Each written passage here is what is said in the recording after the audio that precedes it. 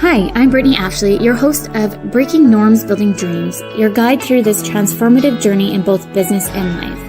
This is your place crafted for dreamers, doers, or anyone who has been told they can't. Get ready as we challenge those narratives together. You're tuning in live to the United Public Radio Network, airing on 105.3 and 107.7 FM in New Orleans. We are streaming on all the popular platforms every Monday at 3 p.m. Eastern Standard Time. Join me for a candid and thought-provoking conversation celebrating your unique journey because you are worth it. Hello, everyone. Happy Monday, if we can believe it, that we are at Monday again and almost at the end of the month. I was just saying to Patricia that I've been super sick. Why no one has seen me for some time, but I'm back here Monday. You made it. You made it. I made it. For anyone new here, welcome to Breaking Norms, Building Dreams. I'm your host, Brittney Ashley, and we are broadcasting live on the United Public Radio Network and UFO Paranormal Radio Network on 105.3 and 107.7 in New Orleans. Get ready to escape the next hour as we break norms and build dreams with Patricia today. Well, you've been on the show again before. It's actually been a whole year, hey? Yes, it has. I was actually looking at our old notes. I'm like, oh, it's been almost a year. It is. That's crazy. It's crazy. Well, welcome back. Thank you so much. I was just like we were talking about it's just like you think things sound far away and then all of a sudden they're here and you're like, wow, a whole year. How is that possible? And yet here we are. It's just like when you have kids. They just grow so fast and you're like, this feels like it's forever. When you have a newborn, you're like, I'm never sleeping ever again. And all of a sudden you're like, oh my gosh, you're like a real human now. Right? You blink and they're already almost off to high school or whichever. Yeah. Well, I'll do a little introduction for those who do not know Patricia. Patricia helps moms with adult ADHD work with their unique brains and get their ish together. Well, I wasn't sure if we were allowed to say swear words, so the ish is my substitute word. That, not copyright. One step at a time and feel confident running their family life. She hosts Motherhood in ADHD, a top 5 parenting podcast encouraging mamas with practical strategies and reliable missteps. Snag your free resources and get your crap together with other ADHD moms in a successful mama meetup at www.motherhoodadhd.com, which I'll put all the links as we chat more today, so anyone can connect with you on your website, the new book, which we'll dig into, your IG. So I'll make sure we'll have them all accessible for everybody. But yeah, thank you for coming on the show again. I was super excited to have you back on. Me too. I mean, I could talk about this stuff every day, all day. So I'm happy to be here. And it's good to have someone who gets it. It makes it so much easier. It does, right? Just an FYI for anyone listening to, we had some technical issues in the world today, if no one knows. So I can see the show's just a little bit running on. It keeps flashing at me. So if we disconnect, I apologize. Yes, as technology is really amazing until it doesn't work. And then you're like, wow, this is hard. It is. Well, everything right now is not working. Just like I just mentioned to you, like anything that I wanted to do for client work, I have to move it down the list because I can't access Canva, or every other little thing that I feel like wouldn't be affected today is affected. So I guess today's like a slow Monday.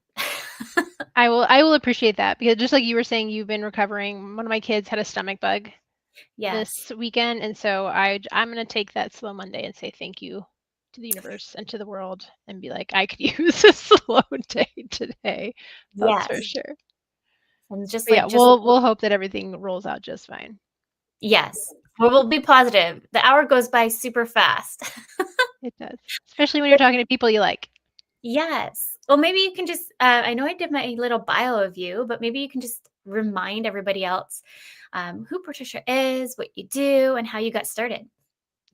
So I am an ADHD coach for moms. So not moms of kids who have ADHD, but actual moms who have ADHD. Now, there's a pretty good chance they also have kids with ADHD because it is linked through families. However, my job is to specifically help moms. So my background is in education. I taught middle school for many years, and I always thought I would go back to the classroom when once my kids were back in school. But God had other plans for me, and I started the podcast 6.5 years ago. So I've got almost 300 episodes of ways to support Amazing. moms who have ADHD, which is like just crazy to me.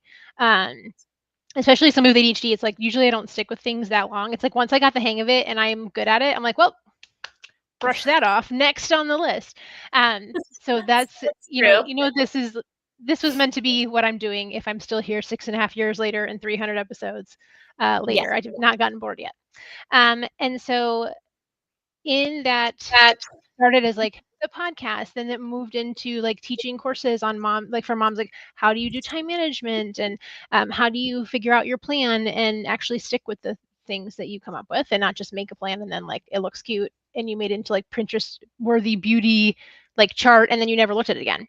Mhm. And then it came into, I started coaching and meeting with clients one-on-one and in groups and helping moms really figure out like how do you live well with ADHD? How do you Mhm. be successful with it? How do you actually enjoy being a mom and not just like hating your day and wishing you were back in bed? Like how do we create an environment, systems that work for you and lean into who you are, and it's not just this like shame cycle of like you're the suckiest human that ever lived. You really can figure out how to do this well when you have help, when you have somebody who understands how your brain works. Yes. And so that's how I ended up where I am now. That's it. Amazing. Who knew? But here I am. I love it. And I feel like the universe, we're just talking about the universe in general, but I find like the universe sometimes pushes us in directions. Sometimes you're like, I'll just talk about me for a minute. Every time I would go to a 9 to 5 job and I would start Crave Dynamics, kind of like a side hustle, not thinking like, yes, I was really passionate about, yes, I really wanted to see it be these big things, but but I still needed income because I think we still live in that world of scarcity. So we still want to make sure there's that kind of steady flow of income. And so every time I'd go get a 9 to 5, I kid you not, like within 6 to few weeks, be like fired or just let go or just couldn't do it anymore. The universe just kind of like kept bringing me back to Curve Dynamics. And the amount of times, I kid you not, and this year alone, I've keep seeing 111s, like across of everywhere. Where which if you're really into angel numbers, it just means that you're in alignment of the right path and keep like following your intuition, following your gut. Like the guides will guide you. And then like I've never really fully like believe that stuff, but the amount of times, I'm not even kidding you, that I've seen those numbers out of the odds, it's just been bananas. Or where I feel like super low of like, I give up on this. If I'm going to go take a break and get a coffee. And like, if that person in front of me doesn't give me a free coffee, I quit. And it's like I've random, like ridiculous things like that, right? But I got a coffee. I'm like, what is the universe trying to tell me? Stick with it. It's hard. It's even I think sometimes we get this idea that like if it was meant to be, it'd be really easy. And that's Yeah. not always true. Like sometimes, yeah, it is really easy because you're living into like your values and like what you're good at. But Mhm. like the world is still hard. Like things are still hard and it doesn't always have to be easy to show that like it's meant to be. And Mhm. anytime we're in these challenges, that growth is what like those challenges would help us grow, and that's Exactly. how we get better at what we're doing when we go through struggles. That's how we relate to people. Like all Mhm. of that hard stuff makes us better people, helps us grow. Like, and so, yeah, sometimes, you just want to throw in the towel. Like I have the same thing of like, man, like this running your own business is not for the faint of heart. And even though I love what I do, when you're an entrepreneur, you're doing what you do, but then you're also doing all the other stuff that comes Mhm. with you're running your own business. And so it's like, yes, some parts of my job I love and they're so easy. And the other parts it's like, wow, I am going to have to like do some YouTube research or find someone who knows a lot about this and learn how to do something new. And those are also the things that like help me grow and realize like, hey, I tried this really hard thing. I learned a lot from it. I learned also that I don't want to do it anymore. Yeah. And I'm going to outsource that. But that is how we grow as an entrepreneur, as a leader, as a person. And so, yeah, sometimes even when we're doing what we're really meant to do, sometimes it's still really hard and you want to throw in the towel. So I don't blame you at Yeah. all. Well, it's like a roller coaster, and then we throw in kids in the mix too. So it Yes. it And just makes it even more fun and interesting for us. yeah. I mean, I was lamenting today to my business coach that I have like my kid had the stomach bug over the weekend. And so like my house is still in chaos where there's like, sheets out and, the throw up buckets still. I have to put all that away. And our taxes are due today because we filed for an extension. So we had to like get all this tax stuff done. And my kids have 2 half days this week because it's parent teacher Of course. conferences. And it's like, okay, well, my 5-day week just turned into like maybe like 2/3 of a day that I have left to get stuff Yeah. done. And you're like, okay, I don't know how this is all going to happen, but just You keep know on what? trucking. You know what I've tried to do for anyone listening to is I think we as moms too, we put so much pressure on ourselves on a daily basis slash Mm-hmm. weekly basis. And I'm such a perfectionist. I've learned, I think after having kids has helped me not to be a perfectionist per se, but it still shows up. I can Mm-hmm. see it show up in so many different ways, but it's how I kind of respond to the perfectionist piece and how I Yeah. let move things go and try to give myself more grace in certain areas. So, like I was just saying, I was super sick for the last 3 weeks. I felt like completely death, completely foggy brain. Like I completely felt not when I had meetings. Like I don't even remember my meetings the last few weeks because I also was on having medication, like Yes. daily just to get through the day so I can have the meetings. But Yeah. I'm like, I really could not remember half the things. So at the end of the day, I was like to myself, I was like, you know what, your body is telling you you need to focus on you right now and you need Yeah. to focus on getting better. So minimize how much work you do in the daily and make sure you rest, sleep, and then you still have to take care of kids in between. I remember the very Yeah. first day when I was like getting the kids to school, I think I like really pushed myself just to drop them off. And I was like, feel like they should have like a bus system that moms can call in and be like, I'm sick today, come pick up my kids. Like They're a so yeah. substitute Uber bus situation. No, for sure. Because I mean, that's something I work a lot with clients on is like we expect ourselves to be able to do all the things, Mhm. even when like just life happens, kids happen, stomach bugs happen. Yeah. And because like, there was that one time 2 years ago that we had that unicorn day where we did so many things and we got the whole to-do list done and we reorganized the entire pantry and it was just like the greatest day that ever lived. And then we compare all the following days to that same level of excellence, that same level of like inhuman productivity that we accomplished that one time. And we don't give ourselves that grace to be human and to know like we're raising humans, and you don't get to choose when your toddler has a meltdown, you don't get to choose when your kid gets the stomach bug. And so we do a lot of work around like, well, what is the bare minimum, like on Mhm. your value system, what's the bare minimum that has to get done? Like, is laundry, does it need to get like, does laundry have to get done? It's like if you have 6 kids, you might be like, yeah, laundry has to get done no matter what because I got too many humans to clothe. And then Yeah. other people be like, you know what, the laundry can sit there for another week and I'll live. And so you figure out like what are the most important things for your family and for you to be able to get done. And then that way your measuring stick is such a smaller list of like, okay, well, when disaster strikes, the only things I have to do are like feed everyone, put their clothes on, get them out the door, and Mhm. everything else can fall by the wayside. And you might have 7 things on that list that have to get done, but like knowing like, hey, it's okay if you didn't also run errands and put gas in your car and while you're dealing with this extra thing, whether it's the stomach bug or whether it's like an elderly parent who needs help, like things are always going to show up. And like you Yes. said, like having that perfectionist meter of like, I mean, most of my clients fall in that category of like recovering Mhm. perfectionist, and knowing like where is it that that perfectionism is helpful to you and where it drives you to do your best. And then on the flip side also, where is it hurting you and where is it like Yeah. upholding these unrealistic expectations that are just not possible in the season that you're in. because you're not stuck there forever. But like right now in this season, what do you need? 100%. And I know we were just talking too about like taxes, because I just filed my year end for my business, and like it was coming to the due date, and I'm pretty on top of it, but like sometimes you're waiting for the accountant or vice versa. Yeah. And I just remember like kind of stressing out of like, it felt like it was out of my control. And so I was kind of spiraling a little bit, but then it's like, okay, deep breath, take a step back. You know that you've done everything you can do to get those documents, say, in the accountant's hand. At this point, like there's only so much you can do, unfortunately.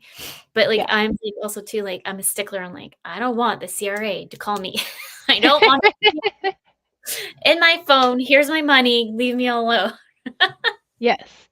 And that like we have to learn that grace for ourselves. And it's hard because especially when you are neurodivergent, like you've put so many like you've put so many systems and rules in place for yourself so that you don't fail, so that you're able to keep up with all the things that people are telling you that you need to be doing or should be doing.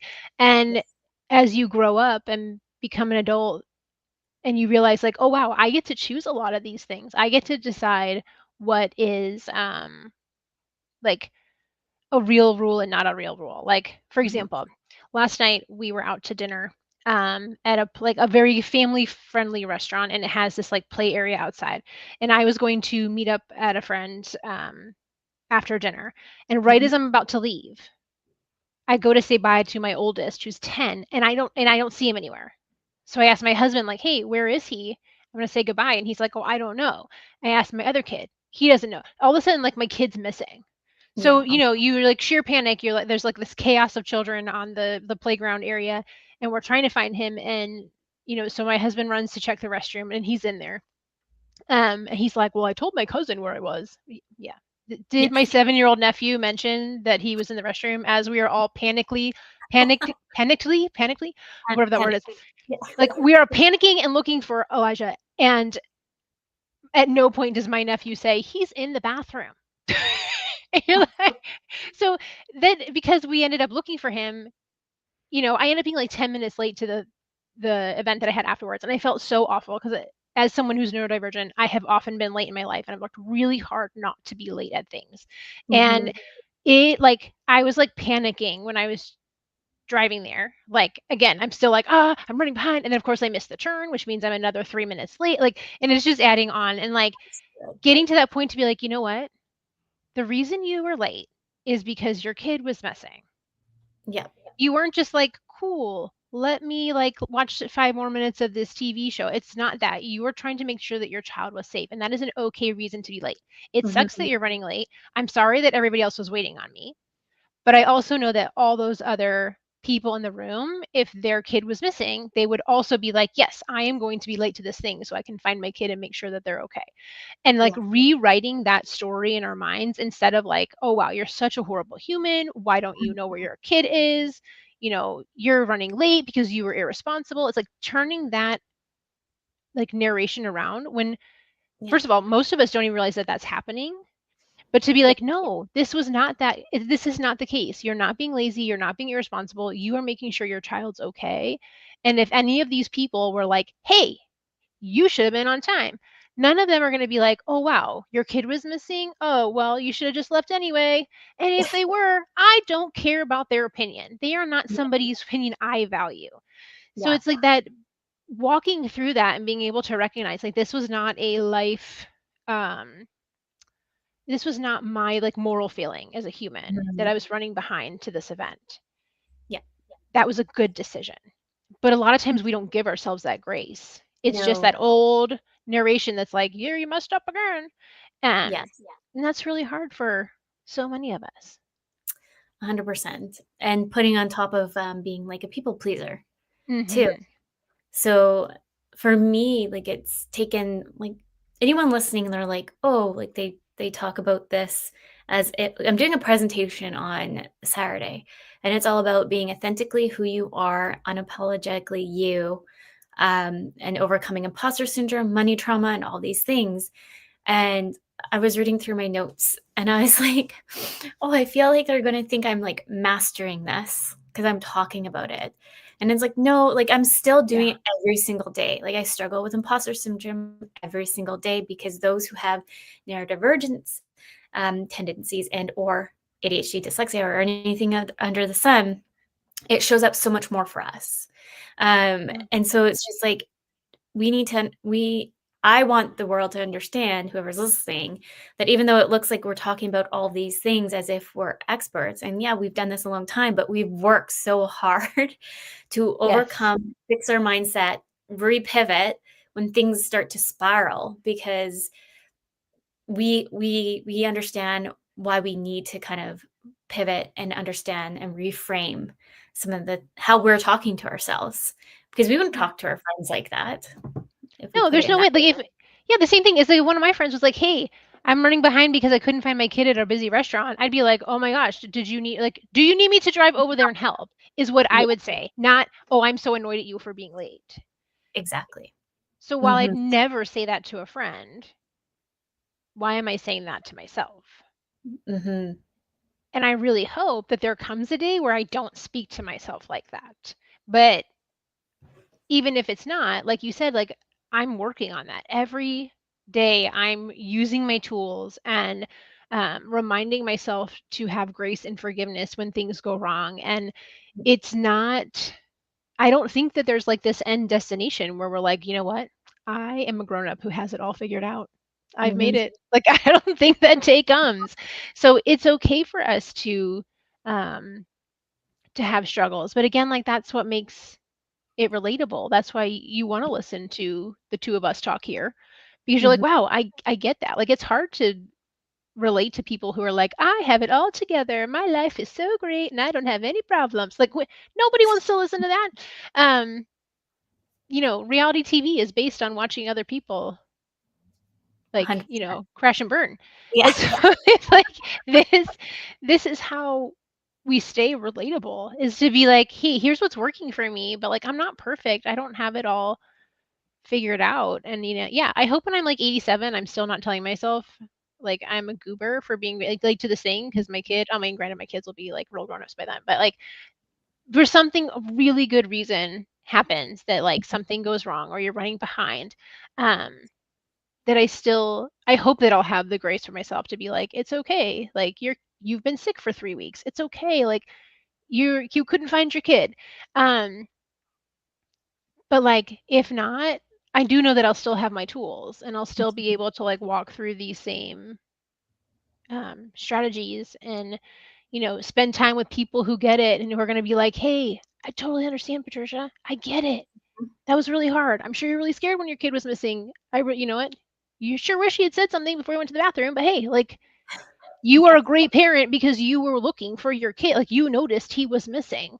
yes. Um, and, Yeah. I don't know, maybe I'll have it figured out by the time I'm 90, but if not, at least I have the tools that I have now to give myself the And I grace. was and I was just gonna say, one some tools don't actually always fit for each individual person too, right? It's Mhm. just if you look at Yeah. it as working out, like, I hate running, and everyone's like, "You need to run to let off energy and steam," and I'm just like, that is, like, my nightmare. Like, I literally Mhm. hated gym class so much in school that I worked the system to make sure I still got a passing grade, the bare minimum. So if that doesn't tell you how much I don't like gym, I don't know what does. But, Yeah. like, I know what I like. What I used to like was going swimming. I prefer going Mhm. into the pool and doing laps. That was my Yeah. thing. So, if you have ADHD and you're like, "Oh my goodness, I'm looking at all these resources. I don't know which one's for me." It's okay to test them and find one that Yeah. fit, and kind of the ebbs and flows. It's just kind of like when we're just talking about a little bit of imposter syndrome and or people pleasing. Like, you have to figure out your flow on what makes sense to you to kind of like stand up to those imposter syndrome thoughts, or stand up to the people when you are people pleasing. What does like no mean to you, and how can you build those confident pieces up too? So it's different Yeah. ways of looking at it. Yeah, and we're all so different. We all have different backgrounds. We have different family situations. Things that might help you at your job might not at all be applicable at somebody else's job, or what works for your kids may not work at all for somebody else's kids. And Mhm. the really cool thing about there being so many people with ADHD is that there are so many strategies and like resources out there that have been shared that you can find the thing that works for you. But yeah, Mhm. it is there is that trial and error piece of finding the ones that work for you. Yeah. Sure wish that it's like one of those things like, hey, like if I could just tell you the solution for every single person with ADHD, I would be a millionaire. And Right. then I would have solved everybody's problems by now. But Exactly. it's frustrating. You have to keep trying to find the right things for you. But the good Yes. news is there's so many things out there to try in order to find the right solution. 100%. Well, maybe you want to share a little bit of your resources, because I actually was just hovering over your everything link here, because I Okay. kind of segues to the resources that you offer. Yeah, I would say in true ADHD fashion, I got a lot of resources on my website. And so there's there's a lot that are free, there are a lot that are paid, and they're grouped kind of by theme. But the ones that are usually most helpful for people, the first one would be the symptoms list for women or for people who have more of the inattentive type, because Mhm. generally speaking, women tend to have the more inattentive type, but that's not a blanket statement. Um, but being able to look through that list and take what's in the DSM-5. And so the DSM-5 is the list of symptoms that a psychiatrist or psychologist, whoever's diagnosing you, they're going to go through this list and say, these are the things that people with ADHD have, so that we can tell they actually have ADHD. And it's important for us to know that the DSM it's like a differentiator list. The Okay. the questions on there are helping clinicians differentiate between all the different things. So like they want to be able to tell the difference between schizophrenia and bipolar and ADHD and autism. So they'll make this list of things of how are we going to tell somebody has ADHD and not something else. So this list though can be kind of abstract feeling. So what I did is I took my interpretation of each one so you could have some examples of what that looks like in a grown-up, because generally speaking this list is also aimed at kids. Now they are working, there's a group called APSARD, which is a bunch of physicians who are working towards a list for like a DSM-5 list for adults, but right now this list is aimed at kids. So this resource that's available allows you to look at each item and be like, how does this look for a grown up? How does this look for somebody who's inattentive? Because obviously hyperactive is so much more obvious. And Yes. then there's things in there like how to work on your time management skills. There are items in there for how to work on your energy management and understand like how much energy you're using for tasks, and how do you better like plan out how you can use your energy, so that if you're doing a really high energy task or something that's really draining for you, like for example, I was saying like earlier, I was sending in tax paperwork. Like that was really draining for me, trying to figure out like which payments go with which set of papers and what has to get sent. Like that was a lot of stress to me to make sure that like I don't want to mess this up. So that's a high energy task for me. It's very Mhm. draining. But that means that I need to be gentle with myself later, because at some point I'm going to run out of energy. So how do I make sure that I'm balancing that out, so that Mhm. I'm not expecting myself to do like draining task, draining task, draining task, and then somehow be patient for my kids come bedtime? That's Yeah. not realistic. So there's so many things available there, but I think the ones that are most I guess most popular are the ones with the different list of symptoms, any kind of like time management, daily planning, like putting systems in place for you as a grown up who is not very organized. Um, and I really think energy management is something that's overlooked right now. I think it's one of those things we'll start seeing more and more as time passes, that we're realizing how much more that energy capacity and usage means, especially for people with ADHD, Mhm. chronic illness, any kind of neurodiversity. Um, I think that's really going to come to the forefront. Yeah. That's my future prediction, is that's going to matter a lot more um, And for that's why folks who are neurodiverse. yeah. I love that. I like finding things that are repetitive that I hate, for example, and think of like ways how can I automate them or systemize them with Mm-hmm. tech? Because I don't know if you has watched prior shows, but my background is also in tech. And so I always like trying to find programs, CRMs that work with me than against me. So things Yes. are automated. So for example, like I hate reminding individuals when they miss a payment. Like I hate it because I feel so guilty about it. And Yeah. this is where the trauma of money comes in. I just did a really good workshop. Talk about kids come in. My dog just came flying through the door. He's like a kid. But I just did a workshop on trauma with money for women. And that's something I became really curious about last year because I found a trend that a lot of my clients were struggling with money. And like I realized too, I have a lot of trauma with money because I'm scared of the CRA. Like I just mentioned, like, don't call me, here's my money. Like I'm Yes. paying everything. Leave me alone. I don't want to see your name come in my inbox. So Yes. on this point of like just there's different parts that can come up for us in different kind of trauma bits that we might not even know how they come up. And so digging into it and really trying to hone in on kind of like we're saying about moving the narrative a little bit.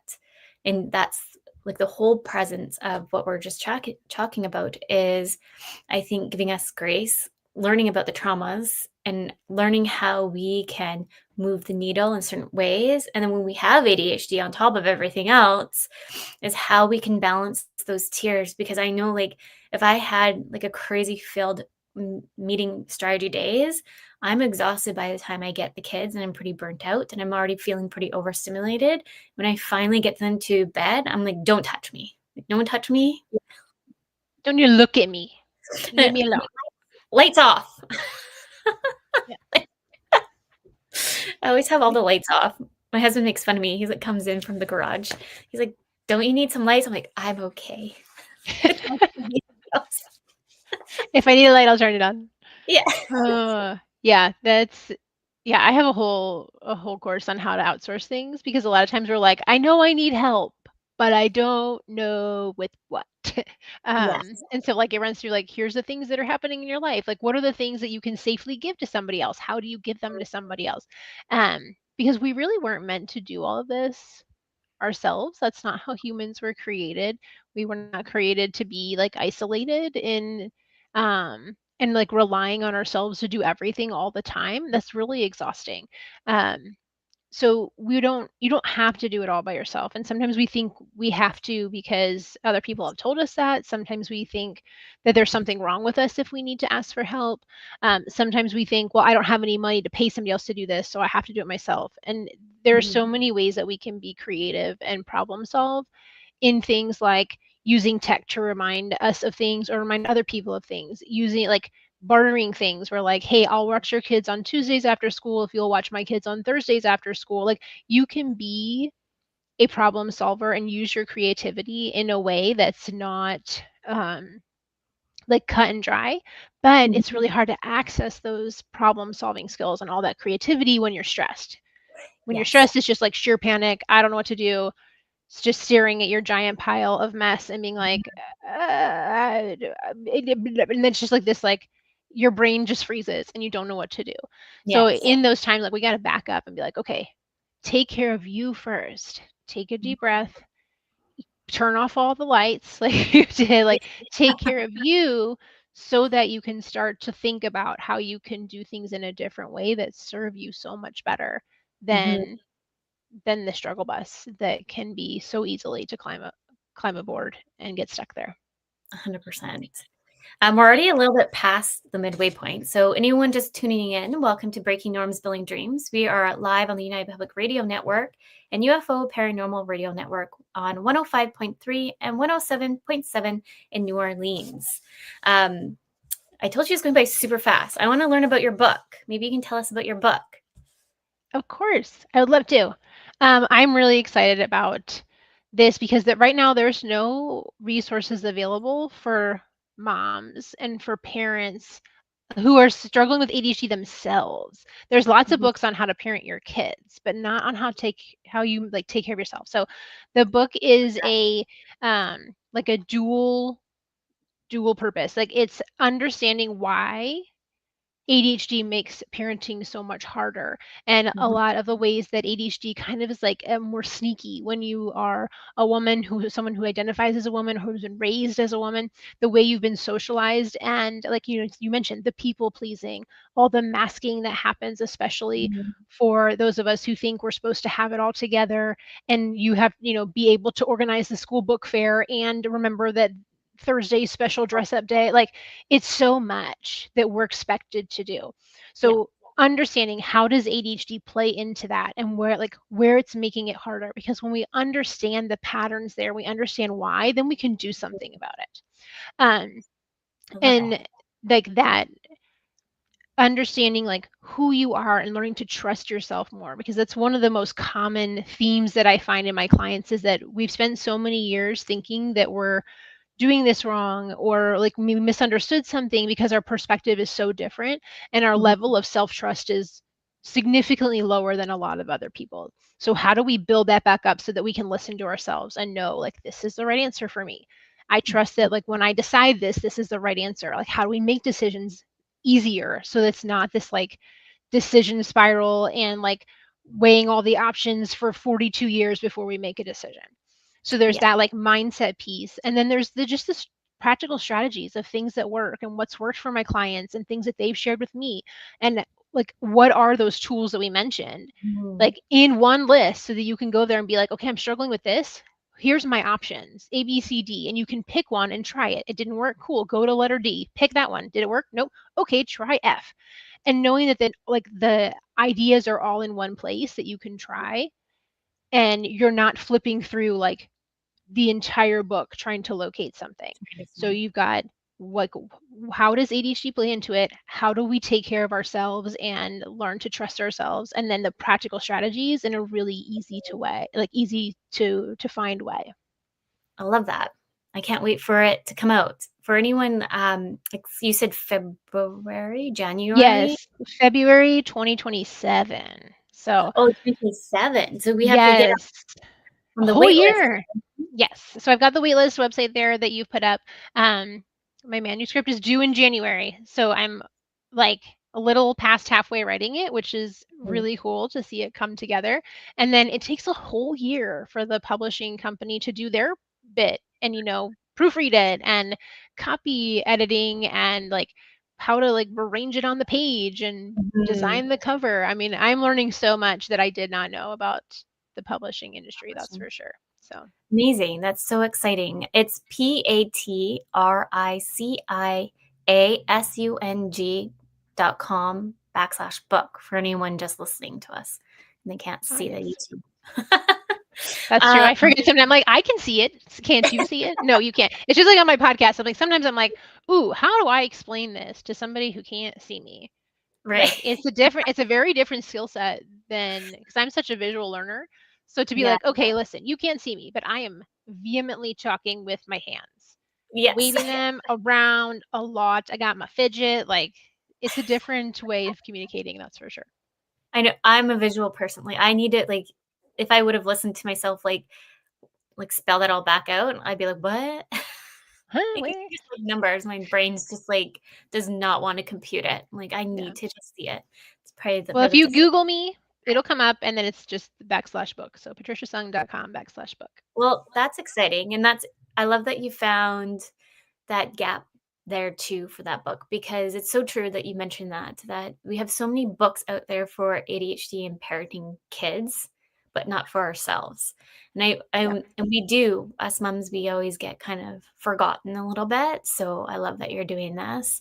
And also too like a lot of people are saying, "Oh, it's taboo because everyone's saying that they have ADHD. We all have ADHD because it's what TikTok's on and all the social media right now is talking about it." It's like, "No, um, there's just more awareness finally about it, and we Yeah. as women, we had to learn how to mask it for so long, and in the world, they were just hyper focused on the males of Yeah. how they were showing up, and we just had to sit in the classroom and just quietly kind of, like, keep it within ourselves, and so, like, I even can see a bit it's funny because, like, once I knew I had dyslexia at age 6, but I didn't know the 2 correlated so much together. until I started this radio show.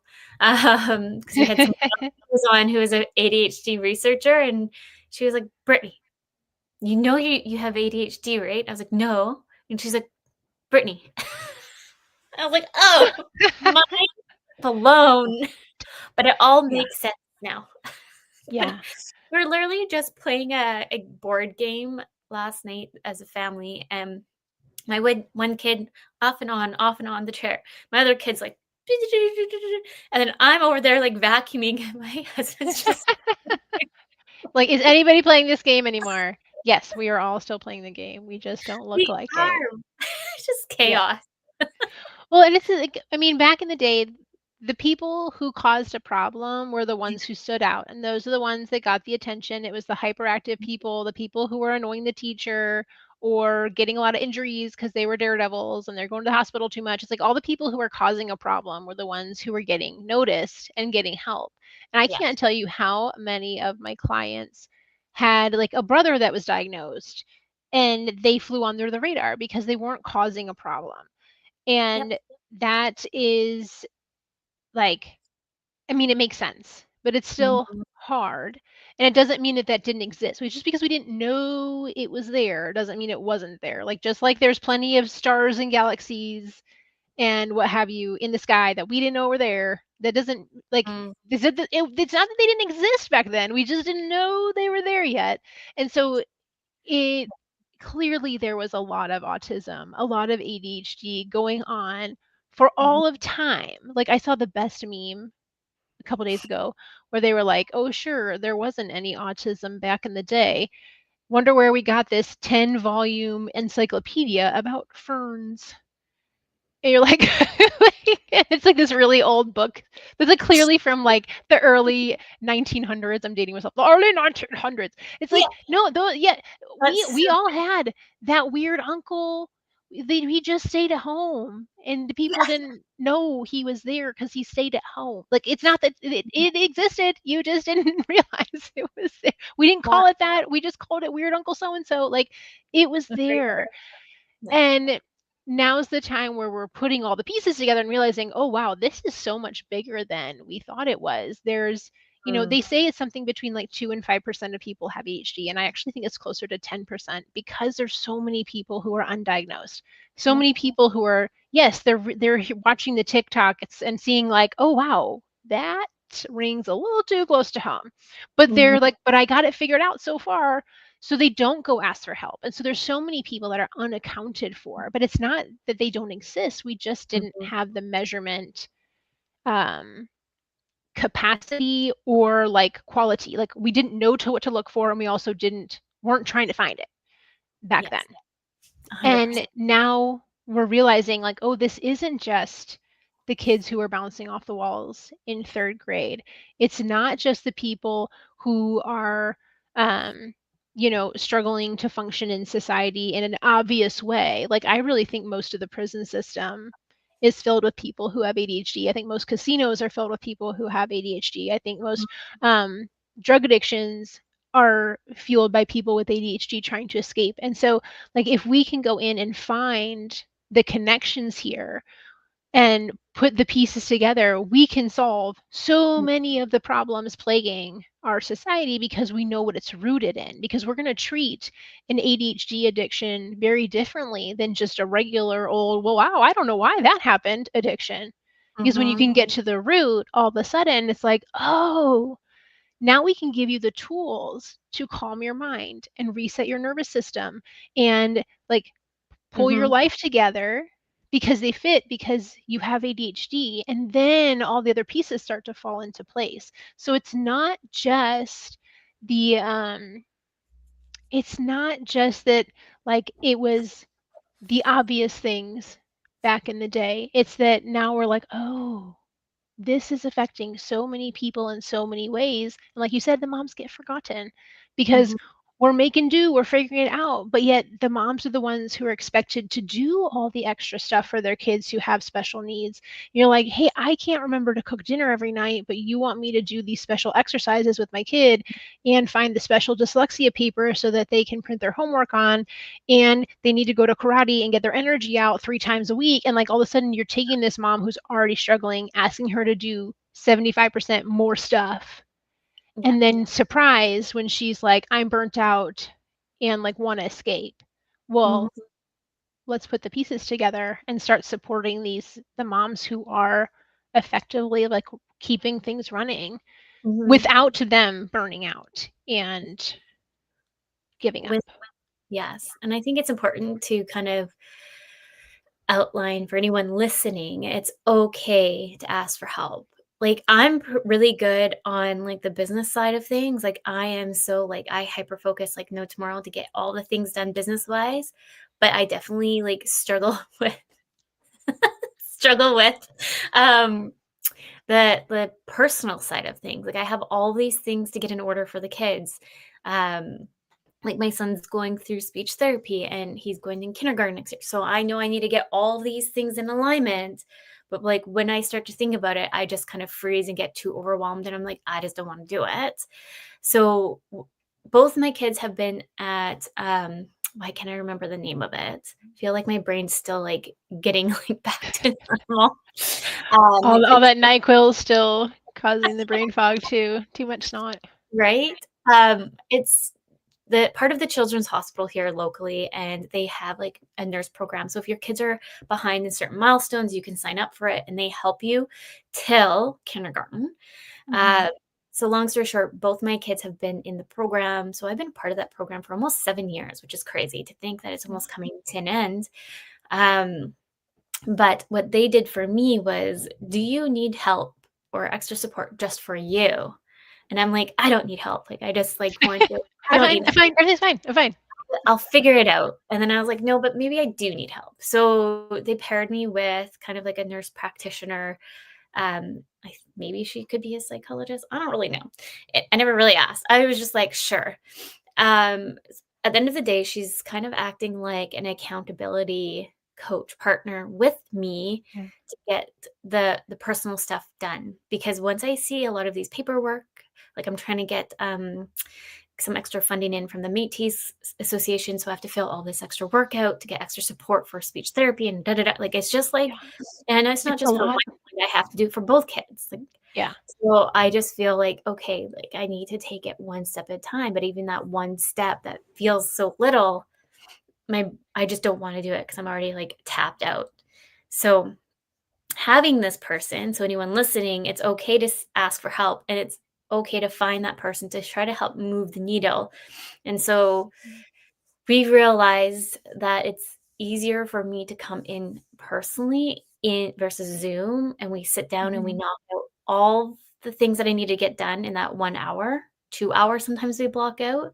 So I'm actually like able to move the needle, and I don't leave until we've have some like slotted in dates or reached out to so and so, and it's just there, which just Yeah. reminded me to do something.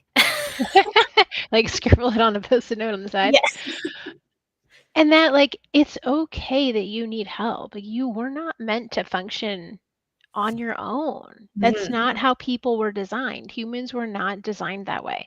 And it's okay to ask for help. You're not bothering that person. And if they do find it a bother, then they're not the right person to Mhm. ask for help. Because like how many times do we see our friends struggling with something like, they've got someone in their family has a big health issue or they're trying to care for an older parent, and we're like, "Hey, like, do you need me to drop off dinner? Or, like, can I pick your kids up and take them?" So, like, we're happy to help Mhm.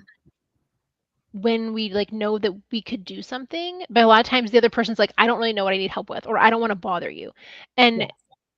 if we're all leaning on each other a little bit, then it's not a burden. Mhm. And are also, like, and I had a friend tell me, like, "Well, I don't wanna ask you for anything, Patricia, because you don't ever ask me for anything." And I realized, like, "Oh, well, I don't want to come off like as someone who doesn't need help. I'm like, but I have my help, like in my business, like I have an assistant. So it's like I asked those people for help and I wasn't leaning on my friends. And I was like, oh, noted. Okay. So I've made sure that like I am asking friends for things, even when it's something tiny, like, like I was mentioning earlier, my kids walked home from school today by themselves. And Mm. this was the first time they had walked home by themselves. And so on Thursday, I texted some of the moms that we normally walk like kind of like most of the way with. I was like, hey, my kids are walking home for the first time by themselves today. Can you you don't have to do anything. Can you just like kind of keep an eye out and make sure everything's fine? And it's like Mhm. those literally like is no like extra effort beyond like a couple seconds of stress for this mom to be like, did your kid look before he crossed the street both ways? Like that's it. And so even just asking that friend for something really simple Mhm. lets you like start asking for help and like showing yourself like it's okay to ask for help.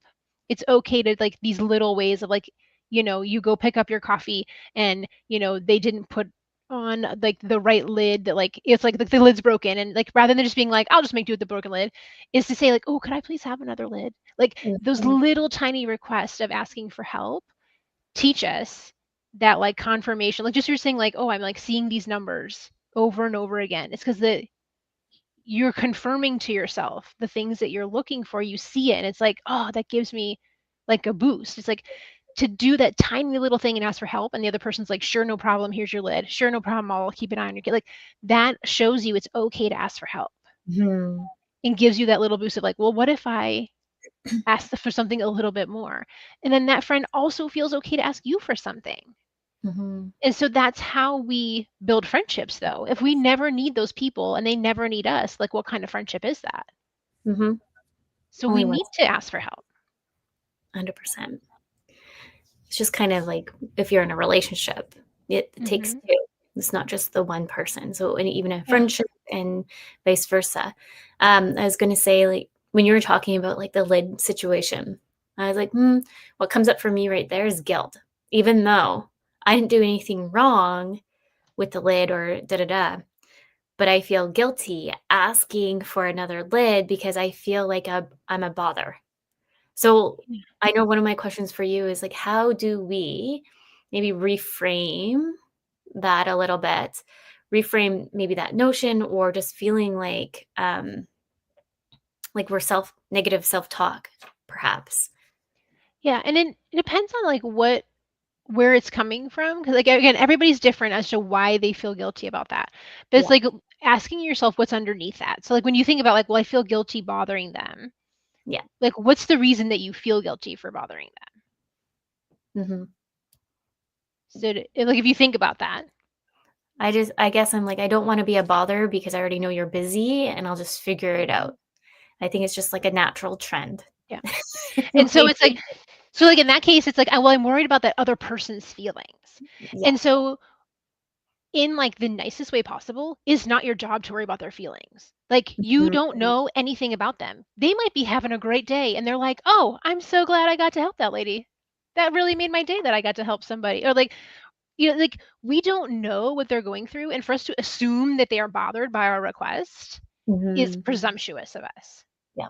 They might be like, I don't know, you may have a friend, I have a friend like this who like loves helping people and it Mhm. doesn't matter what you ask her. I think she's an Enneagram too. Like she loves helping and so she feels useful when I ask her for things. And Yeah. she really appreciates that I ask her for things. Like she likes that. And some people, yes, some people are going to be bothered by that. And she's somebody who's like, I love helping people. It Mhm. really like fills her cup to be Feels helpful. So yes. in that moment, it's like, it's not my job to be responsible for that barista's feelings. Mhm. They, first of all, they probably are like, dude, this is my job. I don't mind handing you another lid. It's literally Mhm. what I get paid to do. And if they're having a bad day, like that's on them. They're still there to help people. So it's like you're not asking them for something that's beyond the expectation. It's not like, oh my gosh, this person is going to be so bothered with an extra lid. Mhm. Like that extra 3 seconds it takes them to be like, let me wear this. Here you go. So Like it's really not bothering them that much. And if it happens to be that they're just having a really awful day, yeah. then it might, but like the percentage of that's probably like less than 2%. 98% of the time, they're like, this is my job. I literally get paid to do this. I will give you Yes. another lid. It's that tiny moment, like there's that tiny percentage of like maybe they did have a really bad day. Maybe their cat died and their girlfriend dumped that. Like who knows? But also like in that moment, that might be the moment where you get to like look them in the eye and be like, thank you so much. I really appreciate you helping me. And then you just boosted them. So like for us to assume that they are so bothered by this request is silly on our part. Like it is unreasonable. And when we can say that to ourselves, like that's the logic side. So sometimes it's still like, I don't really believe you, Patricia. It's that practicing that allows us to see like, hey, oh, I'm so like, and it's okay to be like, I'm so sorry. Would you mind giving me another lid? This one's cracked. And like, if they do really struggle, it's like, it's not on you. You're not responsible for that. It's okay to ask for help. Like you equally deserve a functioning lid. Yes. Like as them like having a good day, but like your lid's not the make or break of their day. And if it is, clearly there was a lot going on that you were not a part of, the 99% of whatever happened before you showed up. Yeah. Like, so it's that practicing of like, it's okay for me to ask for the lid. This person is not going to be that greatly inconvenienced. And I can say that because I'm that person too. I'm like, I am so sorry to send back this hamburger with cheese because I am lactose intolerant and literally cannot consume this. And I specifically ordered it very clearly with no cheese because I am allergic to cheese. And yet you still gave me the one with cheese. Like I have had to work through that for decades. And it really is just the practicing to be like, it was okay that I did the lid. The person did not bite my head off. And if they do bite your head off, that lid was not the reason they bit your head off. They were having some kind of day before you showed up. And and it's just the practicing of that. And like some people will have other reasons for it, but it's that like asking underneath, like really what's the reason? Like some people were just told like they had not nice parents and they were told their whole lives, like, you're not allowed to don't bother me. You're a bother. And that's a very different way of like, we would approach this in a different way of like, rewriting that narrative that someone else told you you're a bother when you are not a bother. Like you are a lovely human. And you know what? That barista was probably so excited to have a customer who was like, thank you for what you do every day. You make my life better with this coffee. I really appreciate you. Like there are so many ways that we can rewrite the story that's going on in our head. And sometimes with ADHD, we rewrite it. Yes, I do. Oh my goodness, that person looked at me weird. What did I do wrong? What? And like there's so many times where like we literally have to like remind ourselves that like not every look is about you. Sometimes they're just having a bad day. Sometimes they were like thinking about their, that rude comment that the lady at the grocery store made to them earlier. Like we don't know what's going on with them. And so unless we ask and and also that they're in a place to answer truthfully, because sometimes people are in such a place that like they can't answer that question well. But like we assume so much, and most of the problems are not our fault and were not directed at us. And it takes a while to rewrite that narrative in your mind to be like, you're not a bother. You are welcome to ask for a spoon to eat your soup. You deserve that spoon. It is okay that you bothered that person for a spoon because, like, for example, like when I was waiting tables, if I forgot the spoon, I'd feel real bad that you didn't have a spoon. And I'd feel real bad if you waited 10 minutes for a spoon. Like, I really wish that you would just ask me for the spoon right away. Yeah. Because I feel worse that you assumed I would notice the spoon and then I didn't, and then you didn't get to eat your soup while it was hot. Like, please tell me that you need a spoon immediately. I don't want to feel bad about it 10 minutes later that you didn't have a spoon. So like sometimes that asking actually helps the other person not feel bad. 100%. Well, I absolutely love having you back on the show. We're already at time. We're almost past time. I told you it would go by super fast. I like talking with you. I know, I love having you on, so we'll obviously have you back. For anyone just tuning in, please tune in next week. I will be live again next week, so if anyone's listening, um, you're listening to Breaking Norms, Building Dreams. A big thank you to United Public Radio Network and UFO Paranormal Radio Network, and to all the listeners. And another big thank you for Patricia for coming back on. Make sure you sign up for her book that's going to be launched in 2027. I'll just throw it up here again, but you can also follow Patricia on her IG on Motherhood in ADHD, right? Okay. Yes. It's like, And if you just Google my name, Patricia Sung, it will come up. So amazing. it's easy to find me. Everything's labeled motherhood and ADHD for very easy finding for people with ADHD. Amazing. Well, thank you again so much, Patricia. Thank you. We'll be in touch to have you back on. It was so good to talk with you. Thanks for having me.